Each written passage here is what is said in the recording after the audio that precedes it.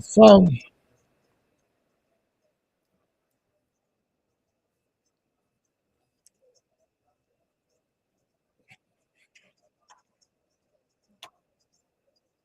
Trump won't sign the bill. Let's listen up to why. The confirmation hearing of nominated and incoming Federal Reserve Chairman Kevin Warsh, and potentially the SAVE Act, with President Trump saying he will not sign any other bills until the SAVE Act passes. Joining me now in this Sunday Morning Futures exclusive is Senate Majority Whip, Wyoming Senator John Barrasso. Senator, great to have you this morning. Thank you so much for being here. And I want to start with the price of oil. Price of oil, crude oil is up 27% in a week. You are from an energy state. What can you do as an elected official to rein in prices? Well, I was with a number of Wyoming ranchers yesterday in Wyoming, and when the price of gasoline goes up, it's a concern for food because the ranchers say, hey, it costs more to produce that food. But fortunately, Wyoming is America's energy breadbasket, and we are producing massive amounts of energy, and America is now energy dominant. We are no longer so dependent upon the Middle East as we have been in the past, and this is because of President Trump's policies. His drill, baby, drill is working. America is now the #1 producer of oil in the world. We're setting record numbers.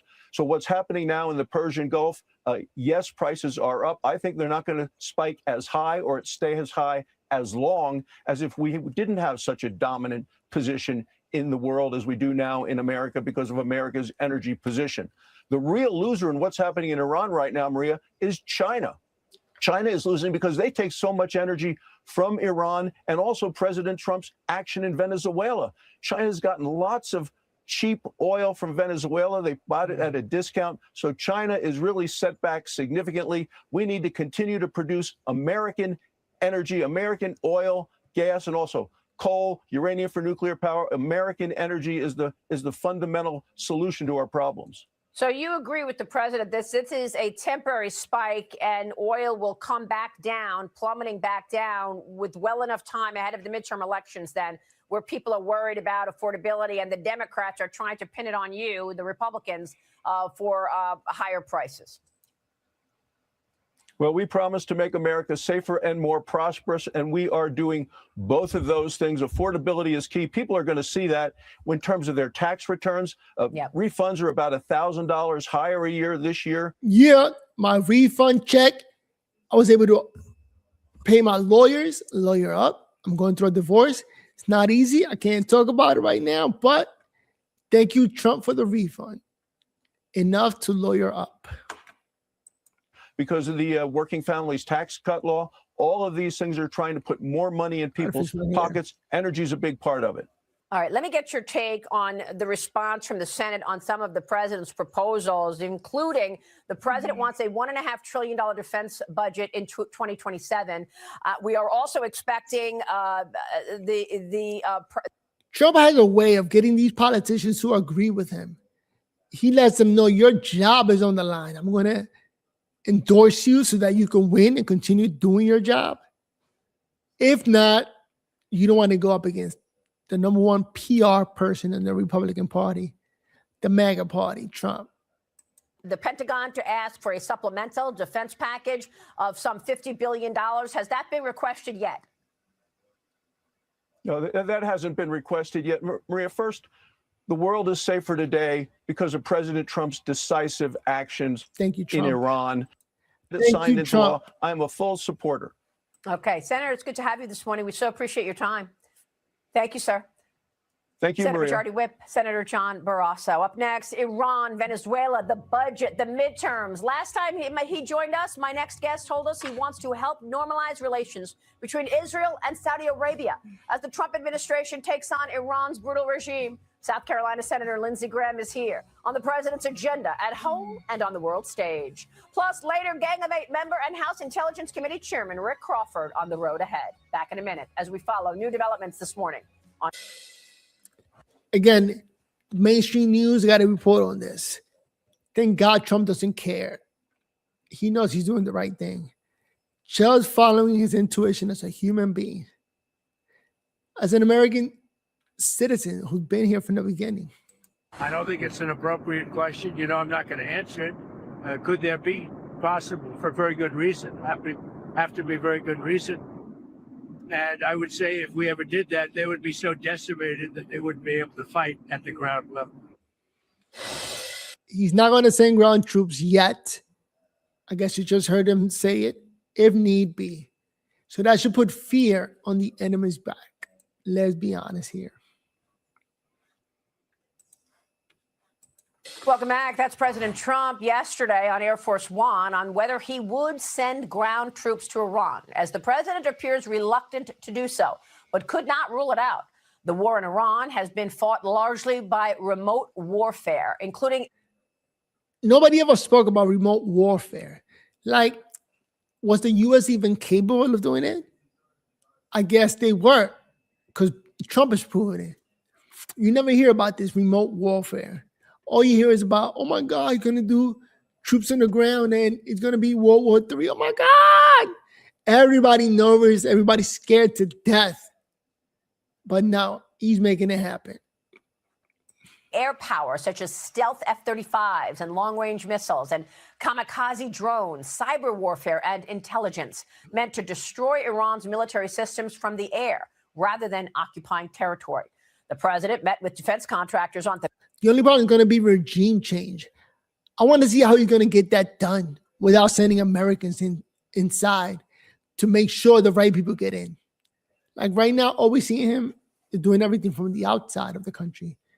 So they better pick somebody that Trump likes. The White House on Friday, prodding them to pick up the pace of production, as the war is estimated to cost up to $1 billion a day, with the first 100 hours alone costing $3.7 billion because of the intensity of those missile strikes and air operations. Now, sources tell me to expect the Pentagon to request a defense supplemental package of up to $50 billion in the coming days and weeks. Joining me now in the Sunday Morning Futures exclusive is South Carolina Senator Lindsey Graham, the chairman of the Senate Budget Committee, which... Again, we're going to see who is going to side against Trump, who doesn't care about his vote or his endorsement. Shapes the overall spending, as well as a member of the Appropriations Committee, which decides how money is actually spent. Senator, thank you so much for being here. Thank you. And I want to get your take on all this. $1 billion a day. Oil prices up 27% in a week. You've got the president wanting a $1.5 trillion defense budget in 27. The idea that the Pentagon is about to come to you for $50 billion on these strikes to Iran. How are you going to answer?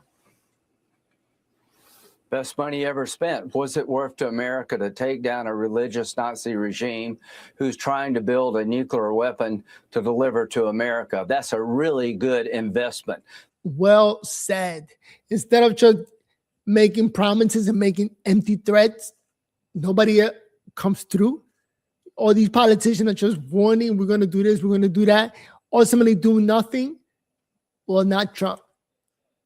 Trump is actually making do.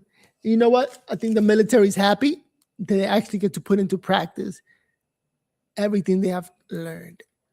They're going to fall. It's not if the regime falls, it's a matter of when. And you didn't mention today, and nobody has, quite frankly, we now know they had enough 60% enriched uranium to make 11 bombs. What's that worth to America to make sure they don't have 11 bombs? All of this money is to make sure they never go nuclear. They can't hit us with ballistic missiles, and they stop terrorizing the region. When this regime goes down, we're going to have a new Mideast. We're going to make a ton of money. Nobody will threaten the Straits of Hormuz. I mean, religious maniacs with nuclear bombs. That's insane. Nobody would have been safe. And here you got Trump making the world safe. Everybody should be thanking Trump. Again, but Donald J. Trump saved the world from real chaos. Witkoff, the negotiator, was told by the Iranians openly that they have stockpiled enough 60% enriched uranium, 460 kilograms, to make 11 bombs. Thank God Trump did this. Can you imagine a year from now? What would it cost America if Iran had 11 nuclear bombs to threaten us? They would. Hasn't he done enough? Hasn't Trump helped enough? True help, not the fake help the Democrats put up.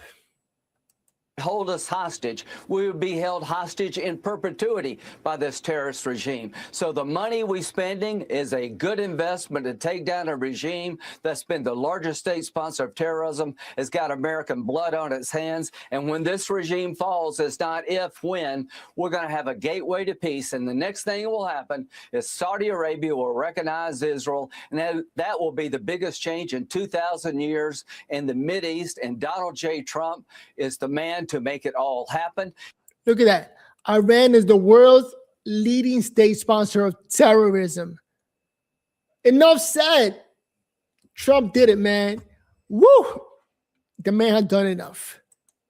Let's all get behind him and make sure that he got the money that he needs to secure the win. We got to win, not only there, but also against the cartel on this side of the world. All right, all the South American countries. Woo, not an easy job, but we have not an easy president. The man is putting in the work that we all elected him to do, and he's doing it for like free. I don't even care if he's doing like side hustles that we don't know about. He's getting paid for it. He's doing his job. All right, with that said, let me get out of here. Make sure to hit the like button. Hopefully you enjoyed the show. With that said, peace.